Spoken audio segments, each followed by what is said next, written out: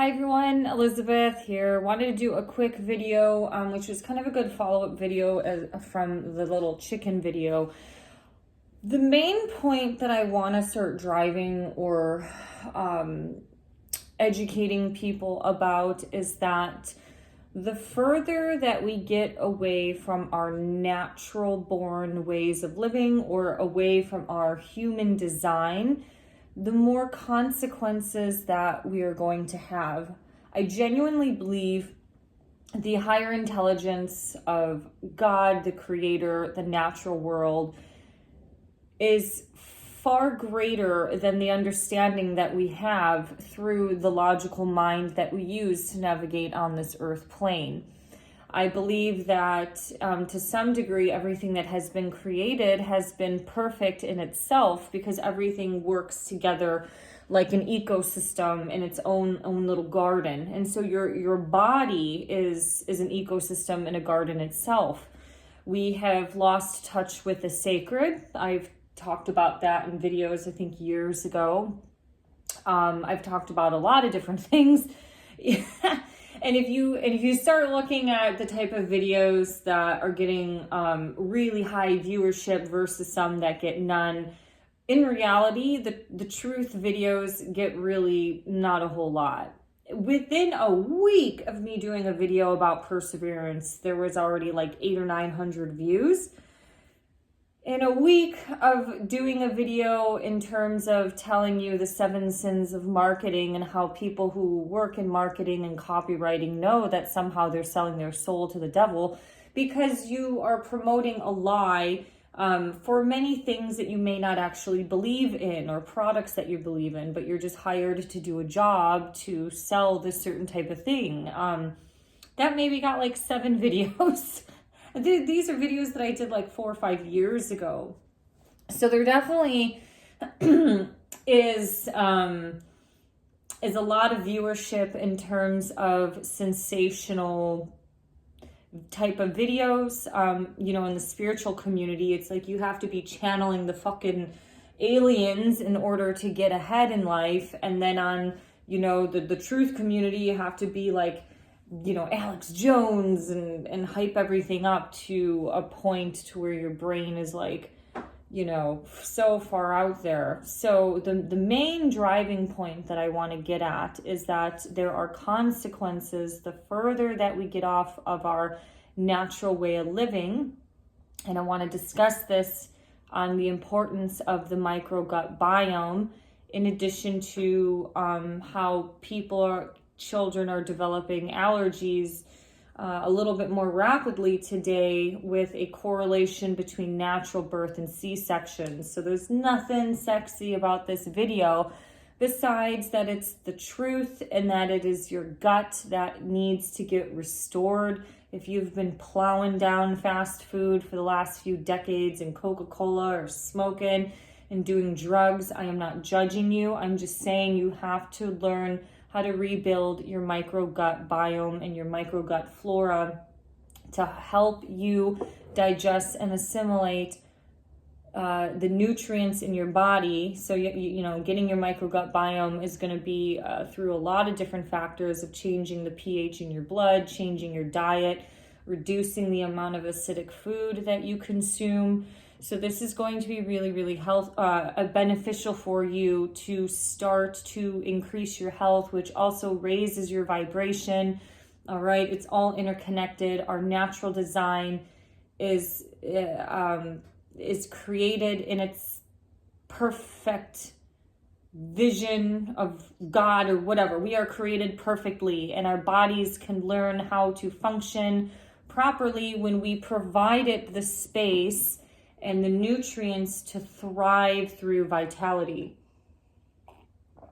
Step 1, stay off the poisons, the needles, stop. Even if you believe in it and you're an old baby boomer, I'm telling you, you put the fucking needle down and walk away from it. You're not going to get shingles and all of this, okay? So you have to start deprogramming. If you want to see your little grandchildren grow up, you have to stop poisoning yourself, because these things are going to be different in the future, starting in 2023 and onward.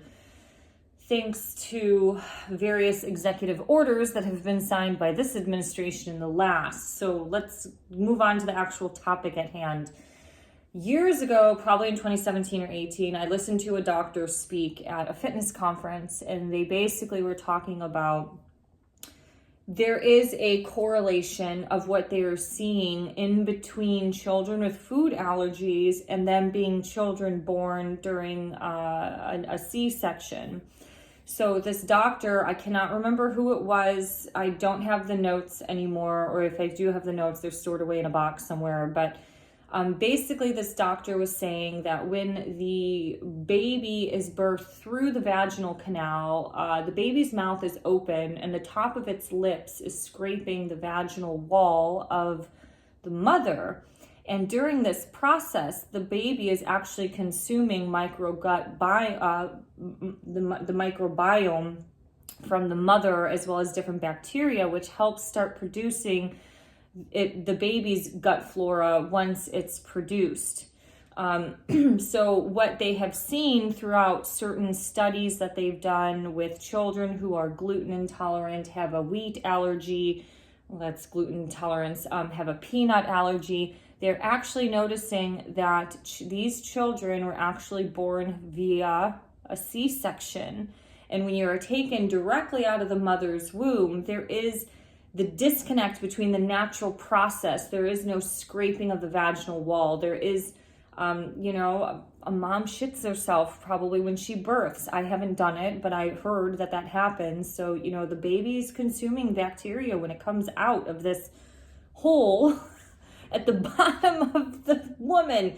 So it is really, really interesting to know this, because once again, science has interfered with our natural ways of living. And in reality, you could say science is a blessing in disguise, because some women, if they didn't have an emergency C-section or anything, they could have had a very complicated or detrimental birth. So in that case, it is a blessing. However, once again, if you really start to understand the holistic picture of humans' nature and spirituality, you know that the further you get away from how we have been designed, there are consequences to this. So in the last video, I linked a research study in terms of when I talked about the human and the chicken microgut biome. And after I did this video, I actually went further into another study and started looking at some of the information that actually backed up everything that I just talked about and learned 5-6 years ago from this doctor at a fitness conference. So it says infancy is characterized by microbial plasticity, whereby the rapid colonization by groups of microbes can change in response to events such as illness, medications, and changes in diet.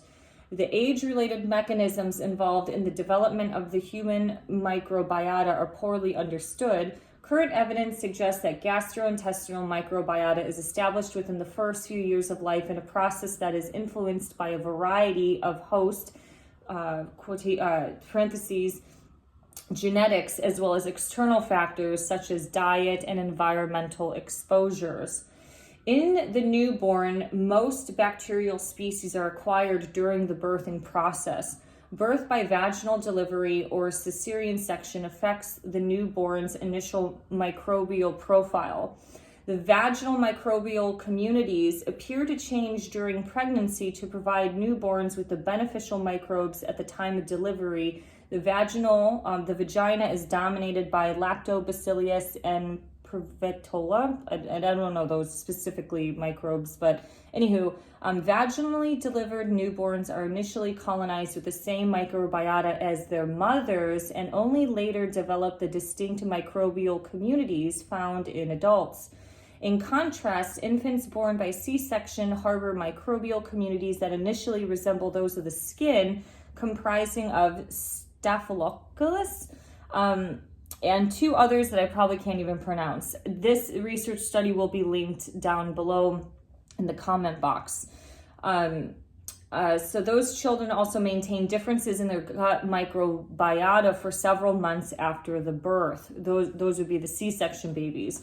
These differences in microbial communities resulting from the method of delivery may have important implications for infant development and health, including the observation of an increased susceptibility to certain pathogens and atopic diseases in babies delivered by C-sections. Let me see. I don't know if I need to go on anymore. Let's see. Most important is in the transformation of the microbiota from the infant to the adult type are effects of the microbiota itself, developmental changes in the gut environment, and the transition to an adult diet. The specific concentration and type of bacteria within the gastrointestinal tract are influenced by microhabitat variations throughout the gut involving factors such as pH, oxygen content, exposure to bile, pancreatic secretions, and nutrients.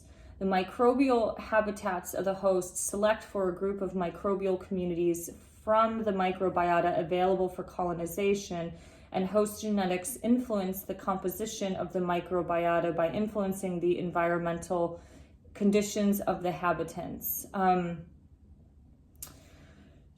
I'm not going to go any further. You can read more about this below, but I just wanted to share that because it is extremely, extremely important to start restoring your gut, especially if you are pregnant. You need to take your diet seriously. In a couple videos ago, I think I mentioned that I had a friend from high school, college, have had issues with infertility, but while she just found out that she was pregnant, her picture on Facebook was her holding McDonald's French fries and saying, and McDonald's, can you please leave your, we're pregnant, but McDonald's, can you please make your French fries gluten-free and vegan? She just posted a couple days ago that she has now had a miscarriage, even though while she's been on IVF. So I cannot stress enough. The only way I can think that this person is reaching out to McDonald's is because of former miscarriages, former unresolved traumas that really want this comfort food, because there's so much clutter going on up here. Your brain is always trying to find a state of comfort. And what comforts us is the immediate reaction that we get from all of this junk food, who is created by the system that has been trying to destroy you. They have destroyed our gut. They destroyed us physically first. Once the gut gets destroyed, the second step is the mind. And now the mind is getting perverted and polluted through all of the social media, through everything, Hollywood movies, Netflix, TV shows, all of it.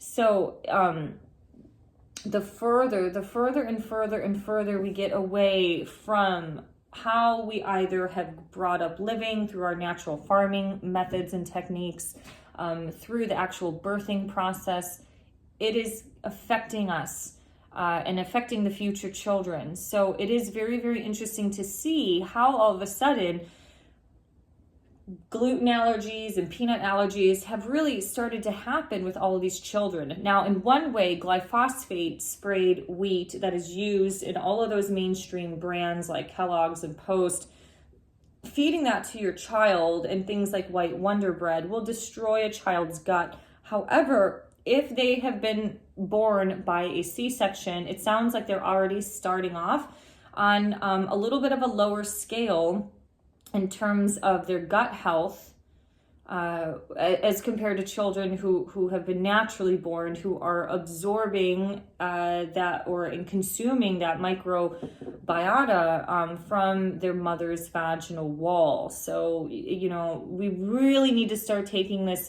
process a little bit more seriously and finding more sacredness in this, because a lot of women do tend to abuse their bodies even when they're pregnant. If you grew up eating junk food, you're going to eat junk food when you're pregnant.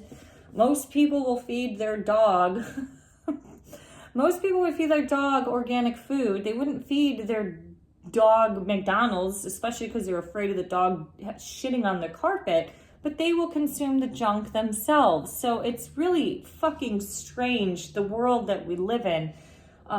To see people like treating a dog so well, which is great. Feed your dog great food. I'm 100% an advocate for it. But then themselves, they choose like Arby's and fast food and Chipotle all day long, every day. So your gut health is everything. It could be the foundation setting stage for all of that child's potential health issues or health risks, or just the ability to be able to handle certain types of food.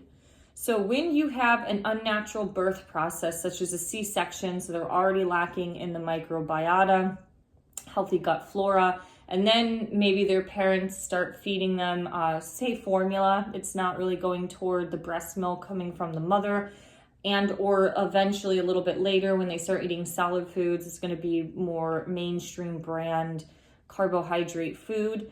That is going to, one, destroy the gut flora, and then two, it's going to cause a food addiction, because all of these massive companies have food chemists, think tanks, whatever. They know how to make that Dorito chip taste so good that you want a whole bag, and that you want another bag of that tomorrow, and then on Friday, and then on Saturday, and then you want pizza on Sunday. So this stuff is a drug. It is addicting. So there was one other thing. I guess this can tie into when we see little children getting poisoned, especially infants, and getting all the little needles that go within them within the first few years, months of their life, from the DTP to the C shot to all that stuff. It's evidently clear through science, through the things that I read, that things like your blood pH, the pH of your body, that's directly affected by what you consume and or inject or not inject. Your environmental exposure. So if you're living in Ohio and Pennsylvania or even, let's just say, Sarasota, Florida, where there was another derailment I can't remember what was in that now. I'm blanking out now that I'm on this video. These things are going to be really, really necessary and important to start ramping up your health and start to taking your child or your future child's health more seriously. I mean, here's the thing. There could be there's always exceptions to these rules. I'm sure there are children who have peanut and food allergies or gluten intolerance, soy intolerance, and have been birthed through the vaginal wall. And if that has been the case, then I would ask, what is the microgut? What is the diet of that child that has directly contributed to the microgut biome, or even the environmental factors of where that child lives? So if you live, like the poor people that live near these river streams, near industrial complexes that have done the dumping, or, people who live near those Teflon factories ended up getting higher rates of cancer. These type of things have happened because their water and their immediate source of food from that soil nearby has been poisoned. So the poisoning of your gut from pesticides and herbicides definitely have a factor, especially if you work in farming. So I hope some of this information has been a little helpful for you. I think these videos help me it's almost like my therapy, because I get so mad about certain things when you see like the 5th train with toxic chemicals on it derail. It's like, I don't even know, because I get ramped up about certain stuff, because as somebody, I've been in this industry 17 going on 18 years now, and it is the same thing over and over and over again. And a lot of people know they shouldn't be eating McDonald's, but they can't seem to break this habit, because this stuff is like a drug. And it is even more important right now to get rid of those habits, because those are the same fucking people who are poisoning your kids. They're poisoning you. They poisoned and manipulated Granny, put her to an early death. They're all looped up in the same system of people, and most likely the main investors of the two main investors of many of those big organizations have been BlackRock and probably Vanguard. So if you want to keep contributing spiritually and financially to these two megalithic corporations or financial investment firms, whatever the hell they are, that are destroying the planet, then I suggest doing that. Keep eating McDonald's, because you're not only slowly killing yourself, but then you're slowly killing society as well, because you're keeping the cycle going. None of this would exist if people would just stop eating it. Why do you think there are so many fast food chains around the fucking nation? Because we are eating this nonstop. It has destroyed your gut. It has destroyed your mind, physically first, mentally second. The third level is the spirit. So I'm not judging you on what you've chosen to inject or not, but I will say in the last couple of videos, I think it was this 2 videos ago, maybe it was the second chicken video, I uploaded, or maybe the first, you have to look in the comment box, you have to do a little bit of work yourself. I submitted the PDF link that has the ingredient list to all of the shots in 2021, from the rabies that the rabies one that you give your little puppy and your indoor kitty who will never see the fucking sun because the cat's indoors, like they have a chance to get rabies. So yeah, anyways, I could go on a tangent and a rant on this, but when you see the big F word, formaldehyde, or Madine, I can't remember now, I'm blanking out. It's basically Cocker Spaniel DNA. It's Madine cow, or canine, Madine canine, I think that's what it is. Anyways, I had to look. It's in one of them. Yeah, this is highly acidic stuff, and that is where disease grows. That is where your microgut biome gets killed. This is where infertility starts having problems. You don't see a lot of really healthy women having infertility issues. There are exceptions to this. Yes, absolutely. Shit happens. But generally, when you start looking at everything about the person, I've done this enough. I've worked with enough people. My healthiest clients are the ones who live closest to natural living. They eat right, they move, they take responsibility for their garbage. They're not perfect human beings, but they are more go-getters. They're the doers. They're not passive. They want to fix themselves or something or whatever. They want to progress beyond the current status that they're in. The other side of the spectrum, when you have either more passive people, you could call it lazy, deeply wounded, deeply traumatized, are the ones that generally are grasping out toward these type of foods that kill the gut, because it provides them comfort. It's satiating. The sugar, the salt, it makes you feel good. It's instant. It's almost like instant TLC, right? So people at work are shitty to you. Your kids are arguing with you. Your neighbors are pissing you off. What doesn't piss you off is that bucket of ice cream. That fucking French fry doesn't stare in your face and yell at you. But you need some tough love to help you get over some of the stuff, or to push you, to motivate you to get out of these bad habits. So this is food for thought. The more we get away from natural processes, there are going to be consequences. And the system knows this, because science has fucking known this for a long, long, long time. The stuff they were doing back in 1940s Germany, that was high-level shit, high-level medical stuff. That seems like a horror movie, right? They knew how to do that in the 1940s. What do you think they're capable of doing now? They're gonna destroy you through the food, through your water system, all of that stuff. So read about your microgut biome, because it is one of the first things that you can start doing to respecting your temple, respecting your body. Hey, when I read about it, I don't want to be a part of it. And if you don't want to be a part of this matrix system, then you have to start rejecting the matrix stuff, the matrix food, the matrix bull crap, the comfort. Growth happens when you start getting uncomfortable.